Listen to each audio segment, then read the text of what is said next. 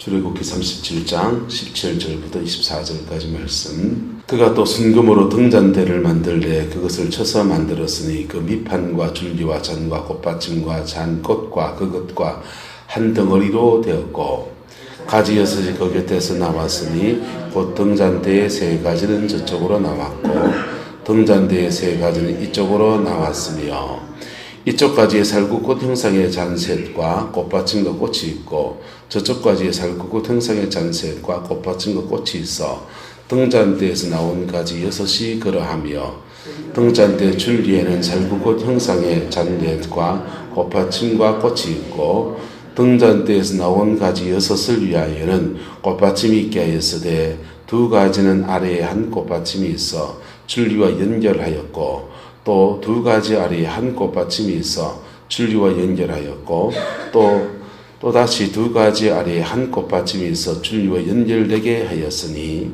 이 꽃받침과 가지들은 줄기와 연결하여 전부를 순금으로 쳐서 만들었으며 등잔 일곱과 그 불집게와 불똥 그릇을 순금으로 만들었으니 등잔대와 그 모든 기구는 순금 한 달란트로 만들었더라. 아멘. 이 말씀의 축복과 은혜가 저와 여러분의 영혼 속에, 가정 속에, 삶 속에 온전히 이루어지게 되기를 예수 이름으로 축복합니다. 우리는 지금 성막을 나누고 있는데요. 성막의 세 단계, 뜰과 성소와 지성소, 차근차근 기명들을 이렇게 풀어서 이렇게 전할 때에 여러분의 영혼 속에도 이렇게 성전이 지어지게 되기를 예수 이름으로 축복합니다. 사람들은 교회를 가지 말고 교회가 되라 이런 얘기 들어봤습니까?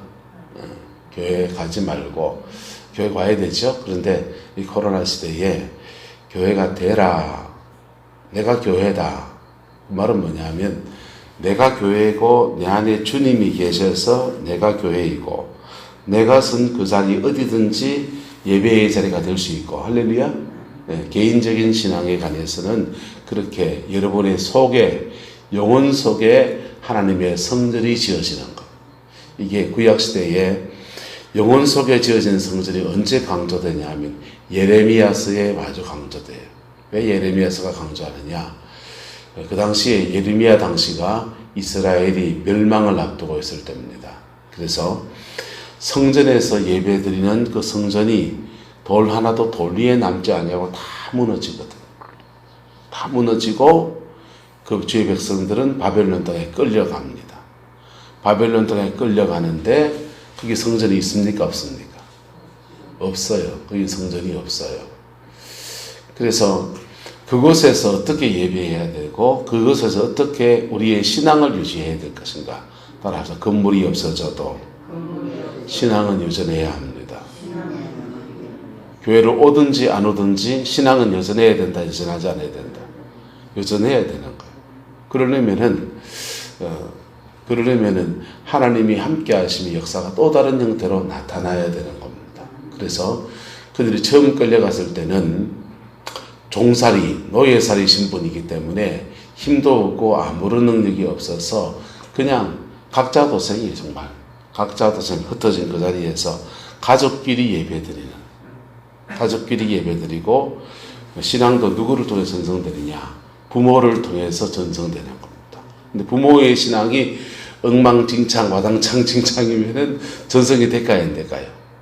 안 돼버리는 거죠. 그래서 바벨론 포로기 때 신앙을 버리는 사람들이 굉장히 많고 또 가정 안에서 신앙의 단도리가 되어서 믿음의 거목이 나오기도 하고 그러는 거예요.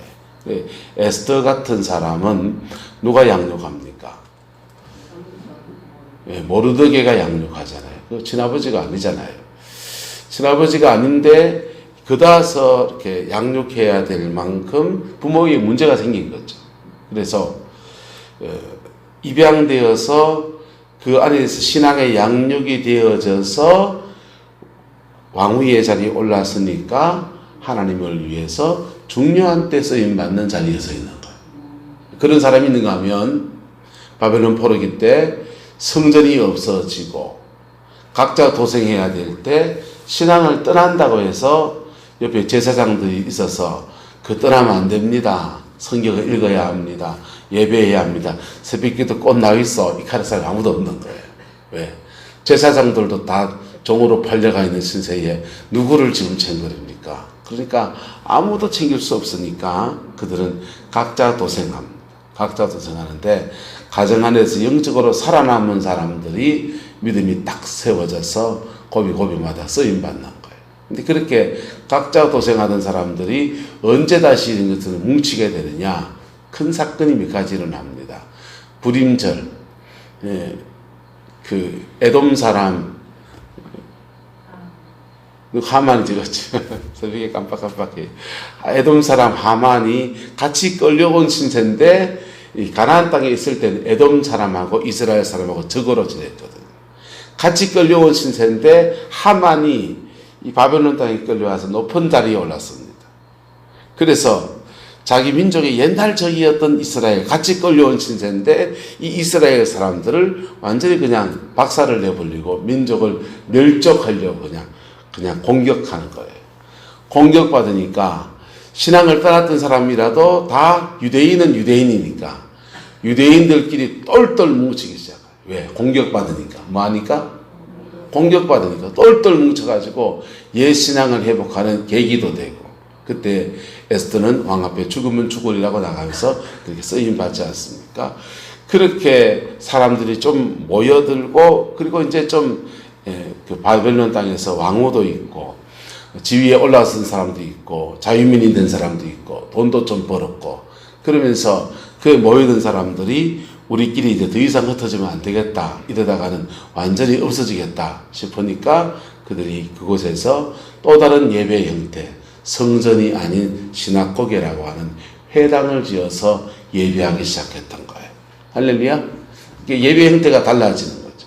하나님을 섬기는 형태가 달라져도 시대마다 변화가 있지만은 누구를 섬깁니까? 하나님을 섬기는 거예요. 할렐루야.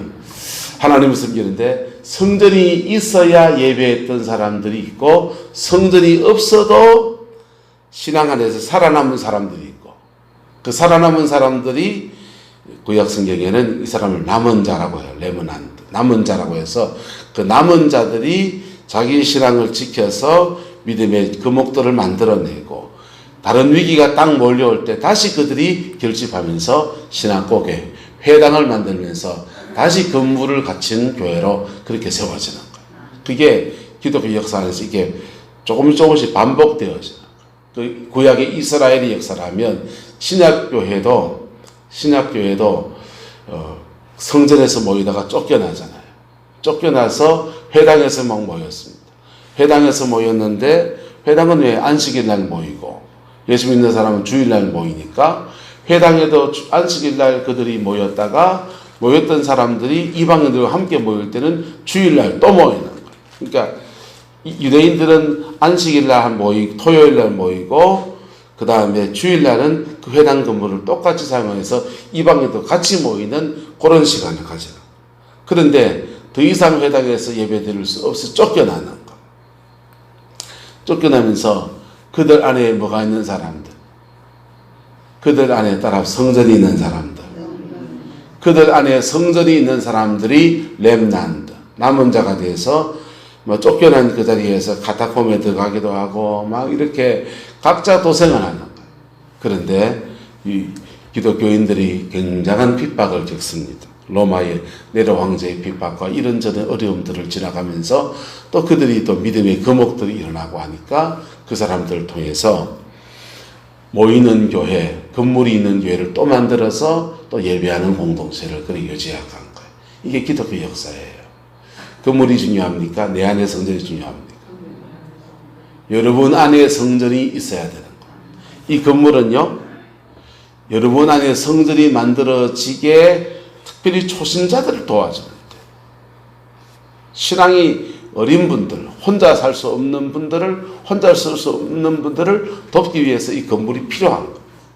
그리고 그렇게 건물이 세워지면 그 사람들 양쪽에서 또 그 사람 영혼 안에 하나님의 성전이 세워진 사람을 교회가 계속 길러내 가야 되는 겁니다. 근데 이게 유기적 교회, 보이는 교회, 유기적 교회, 따라서 보이는 교회, 보이지 않는 교회. 보이는 교회는 요래 건물이고 요래 사람들이 모여 있고 우리 교회 성도가 몇 명이다 하는 요 보이는 교회예요. 보이는 교회에 앉아 있다고 다 전당 못 가요. 보이지 않는 교회가 있거든. 요 보이는 교회 안에 또 요 보이는 교회 바깥에 보이지 않는 교회가 있거든. 그건 여러분의 영혼 안에 있는 거예요. 할렐루야. 보이지 않는 교회에 속한 사람들이 천국 갑니다. 그리고 보이지 않는 교회의 사람들이 영적으로 연결되어질 때 그것을 유기적 교회라고 그래요. 무슨 교회예요? 유기적 교회. 예. 그리스도가 머리고 예수님이 머리고 손팔 다리가 각자 지체가 되어서 예수 안에서 한 몸을 이룬 교회. 그래서 목사의 사명은 뭐냐? 가능한 이 보이는 교회를 보이지 않는 교회와 가장 가까이 끌어내는 목사가 목회를 잘하는 거예요. 하나님 앞에 칭찬받는 목사예요. 교인이 많고 적고의 문제가 아니에요. 제대로 된 교회를 말하는 거예요. 작동하는 교회. 작동하는 교회는요, 따라서 모이면 기도하고 흩어지면 전도합니다. 제대로 작동되는 교회는요, 건강한 교회라고 하죠. 모이면 기도하고 흩어지면 복음을 전합니다. 그래서 그 사람들을 다시 교회로 끌어와서 그 영혼들을 다시 보이지 않는 교회로 또 만들어가는 거예요. 그게 하나님이 원하시는 그런 교회입니다. 근데 교회가 오래되고 타성에 젖어지면은 이 보이는 교회를 유지하는 데 에너지를 다 써버려요.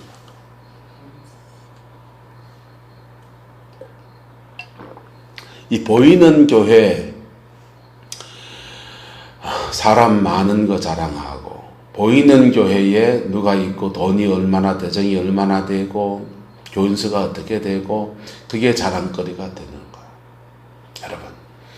그리고, 병든 교회는요, 모이면 기도하지 않고 뭐 하고? 싸우죠. 왜?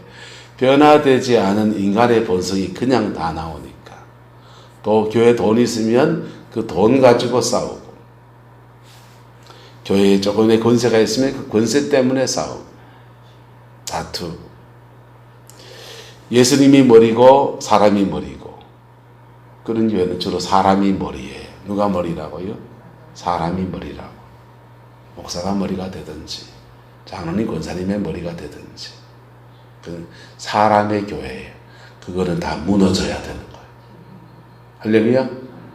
따라서 무너질 거는 무너지고, 세워질 거는 세워지고, 무너질 거는 무너져야 세워질 게 세워지는 거예요. 그래서 그리스도 안에서 참된 교회로 교회가 세워져야 돼요. 그렇게 세워질 때 이 보배 같은 교회를 통해서 하나님 뭐 하시느냐? 세상에 빛을 삼으시는 겁니다. 산 위에 있는 등대가 언덕 위에 있는 그 등불을 켜서 등잔 위에 두고 말날에 두지 않는다 하듯이 등불을 켜서 등잔 위에 둬서 세상의 빛을 삼으십니다. 세상의 빛을 삼으십니다. 세상의 빛이 되기 전에 내 안에 빛이 있어야 합니다. 오늘 촛대를 두 가지 있는데요. 이 촛대는 세상의 빛이 되기도 하고 내 안에 빛이 되기도 해요. 여러분의 영혼 속에 등불이 켜져 있기를 축복합니다. 여러분의 영혼 속에 등불이 켜져 있으면 이 등불은 계속해서 무엇을 비추느냐? 뭘 비춘다 했습니까? 뭘 비춘다 했어요? 네. 이게 등불은 이렇게 매너는 이렇게 돼 있어요. 이렇게 딱. 이쪽에 3개, 이쪽에 3개, 가운데 하나. 가운데 있는 기둥은 누구라고 했습니까? 예수 그리스도. 예수님에게 나머지 가지가 붙어 있는 거예요. 뭐 있는 거라고요? 붙어 있는 거라고. 붙어 있어서 예수 그리스도에게 성령의 기름이 임하여서 요 기름이 다 나누어지는 거예요. 기름은 우리에게 있지 않고 누구한테 부어지는 것? 예수님에게 부어지고 우리는 예수님의 가지에 줄기에 원줄기에 붙어 있어서 기름을 공급받는 거예요. 할렐루야. 이게 우리 안에 촛대입니다. 우리 안에 촛대가 있는 사람은 계속 이 촛대가 뭘 비춰주냐? 떡상. 이 떡상이 말씀을 비춰줘요. 말씀을 비춰주면 이 촛대가 말씀을 비춰주면 요 떡 기록된 로고스의 말씀이 레마의 말씀 내게 주는 말씀으로 바뀌어서 일용할 양식으로 바뀌어서 여러분에게 주어지는 거예요. 마치 로고스가 생산이라면 생산을 퍼다가 매일 먹을 밥을 지어야 됩니까? 안 지어야 됩니까? 밥을 지어야 되잖아요. 매일 먹을 밥이 마치 레마와 같은 거예요. 고비고비마다 레마의 음성을 들을 수 있기를 축복합니다. 이 조명해 주시면 이 조명해 주는 것을 통해서 우리는 죄를 깨닫고 회개하고 용서해야 되고 이게 다 거룩하게 하시는 거예요. 십자가의 은총은 뭐냐면요. 죄를 용서해 주는 것, 그 다음에 용서하지 못한 상처의 문제를 극복할 수 있는 것, 또 하나는 결핍이에요. 뭐라고요? 결핍. 마땅히 사랑받았고 자라야 될, 공급받고 자라야 될 것들을 못 받은 것들을 하나님 그분이 공급하시는 것. 그분이 아버지시니까. 이 세 가지 은총을 십자가를 통해 주어지는데 이 떡상을 통해서 뭐하냐? 하나님이 죄를 지적해 주셔서 회개로 끌어주십니다. 마음의 상처를 만져주셔서 용서하고 극복해서 새 인생을 살도록 우리에게 조명해 주시는 거예요. 깨닫게 해주시는 거예요. 깨닫는 은혜가 있기를 축복합니다. 네. 말씀을 깨닫게 하시는 거예요. 그리고 인도하심을 주시는 거예요. 주님의 이끄심, 말씀 속에서 레마의 말씀 속에서 무엇을 해야 될지에 대해서 고민할 때 하나님의 인도하심을 주시는 거예요. 또 어떤 때는요. 중요하고 마음이 답답한 상황에서 하나님이 소망을 함께 하신다고 하는 소망, 또 일이 어떻게 진행될 것인지에 대해서 하나님 역사하실 것에 쭉 보여주셔서 그것 때문에 마음에 기다리는 마음 주시고 인내하는 은혜를 주시고 그 말씀 붙들고 견뎌낼 수 있는 힘을 주시고 여러 가지 것을 통해서 레마의 말씀을 통해서 역사하시고 할렐루야. 이렇게 써보실 때 이게 내 안의 빛이에요. 무슨 빛이요? 내 안의 빛. 여러분의 영혼 속에 이 메노나 촛대가 켜져 있기를 주의 이름으로 축원합니다. 이게 켜져야 돼요. 이게 켜져야 된다. 이게 켜지지 않으면 말씀을 들어도 뭐 많은지 한 개도 못 알아요. 깨달아지지 않아요. 그 말씀을 통해서 내게 주는 주님의 음성으로 들려지지를 않아요. 특별히 영적인 음성을 못 들어요. 이 켜져 있으면요. 목사가 없어도 중요한 순간에 기도할 때마다 하나님이 꿈으로 보여준지 뭐든지 어쨌든 인도해 주신다. 할렐루야. 내 안에 빛이라. 이렇게 내 안에 빛이 된 사람들이 세상 밖으로 나가면 따라 세상의 빛입니다. 이때부터는요. 산 위에 있는 등불을 발 밑에 끔끔한 데 두지 않고 올려 세워서 높은 데 대면서 세상의 빛으로 비추도록 그렇게 이끌어내시는 거예요. 그래서 내 안의 빛을 만드는 시간이 있고 그 다음 세상의 빛으로 들어서는 시간이 있고 사도 바울에게 하나님이 나타나셔서 복음을 들려주었어요. 그리고는 그 사도 바울을 통해서 하나님 놀라운 일을 행하셨어요. 처음부터 너 아라비아 광야로 갔어요. 3년 동안 그 처바가 나쁘죠. 아무도 없는 곳 그곳에서 성경 말씀을 읽으면서 하나님 앞에 그가 내 안에 자기 안에 있는 그 빛을 말씀에 조명해서 자기에게 주는 음성들을 들으면서 신앙의 정리가 되는 시간을 만났다. 할렐루야. 그리고는 3년이 지났을 때 그를 안디옥 교회의 교사로 하나님이 딱 보내시는 거예요. 세상의 빛이 되기 시작합니다. 세상의 빛이 되기 시작하더니 그리고 세상 속에서 빛으로 그렇게 쓰임받는 거예요.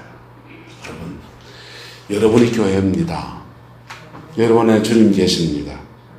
그 주님 의지에서 고비고비 넘어가다 보면 여러분 신앙의 고비를 넘어와 봤지요. 하나님은 허투루 넘어가는 법이 있다 없다? 없어요. 굉장히 꼼꼼하세요. 우리가 거룩을 잃어버릴 때는 어디로 이끄시고 십자가로 이끄셔서 거룩하게 하시고 난 뒤에야 이끄시는 거예요. 절대로 그냥 십자가를 지나가지 않고 허투루 인도하는 법이 없어요. 우리는 마음이 급해가지고 자꾸만 빠른 길, 그거 말고 빠른 길 자꾸 찾지만은요, 하나님은 안 급해요.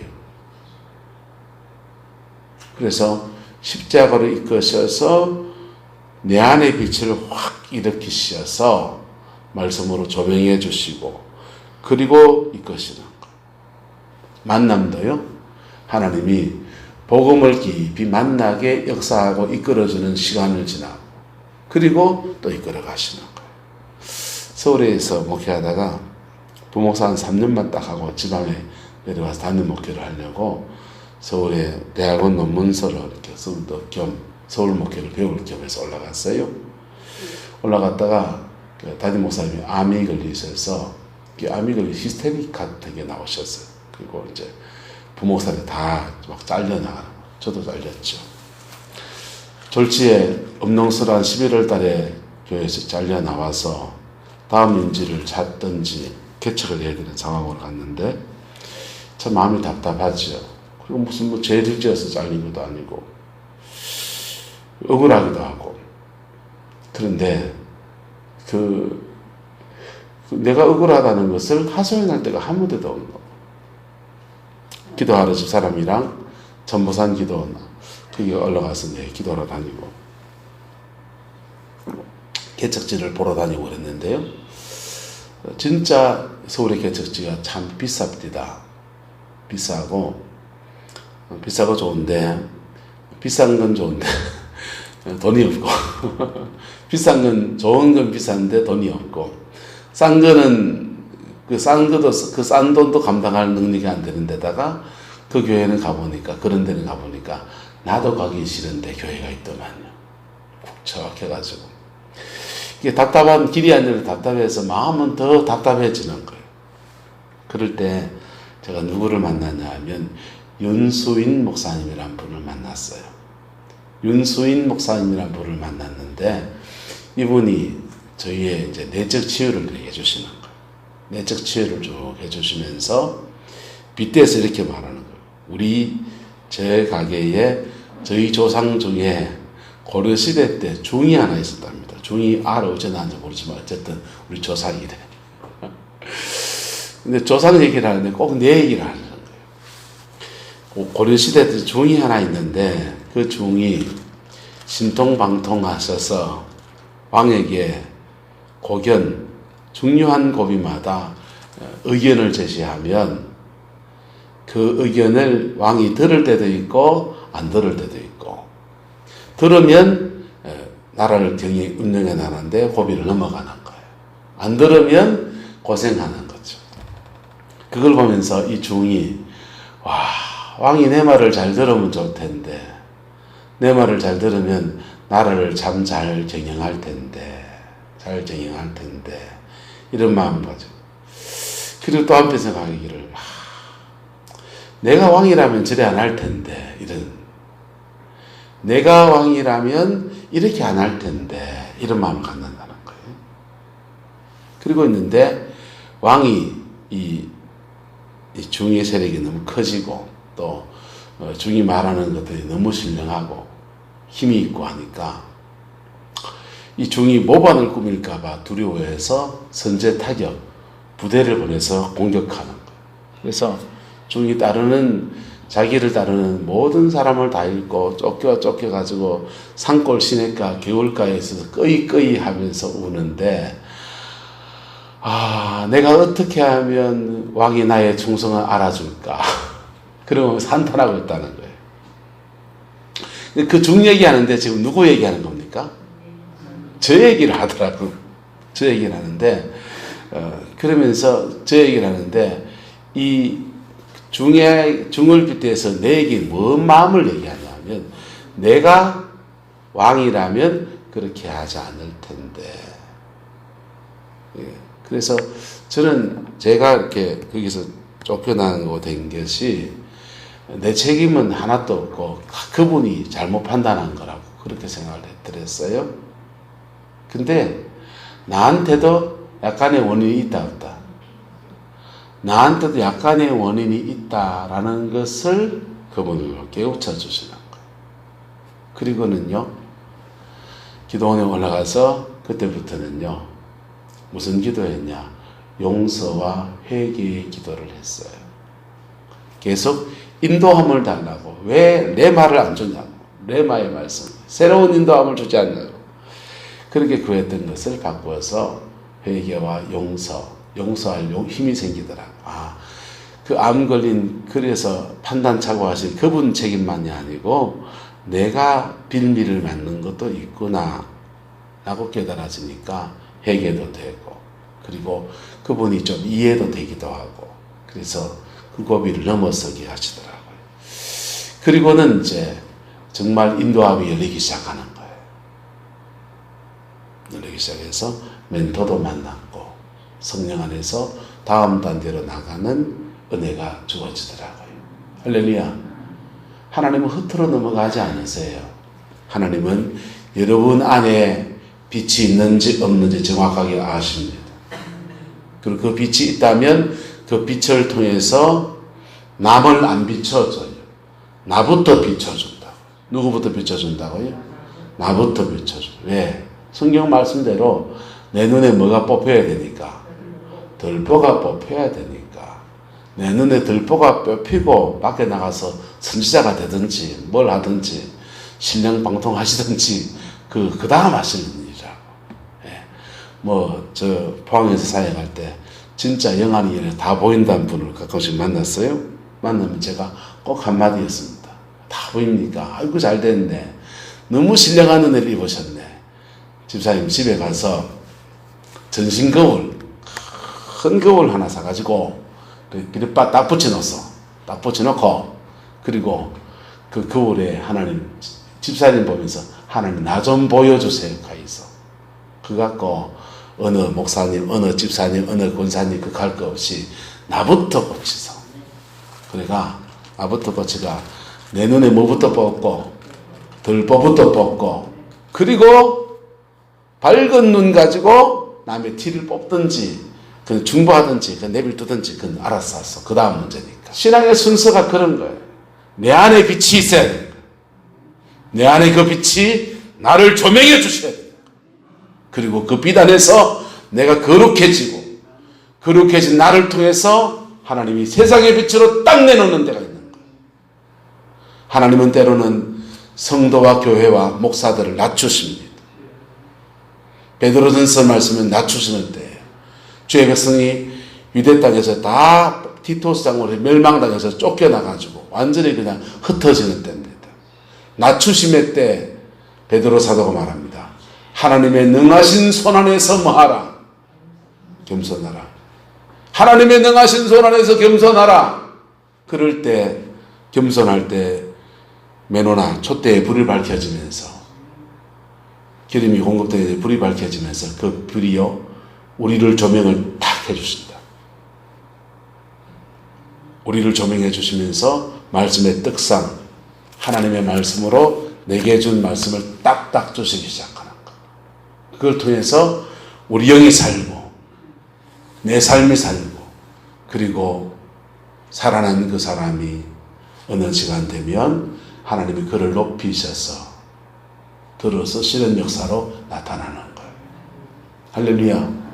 저와 여러분의 영혼 속에 이 은혜가 부어지게 되기를 예수 이름으로 축복합니다. 내 안에 불이 없는데요, 바깥에 나가서 촛불 들고 막 선치다 해보세요.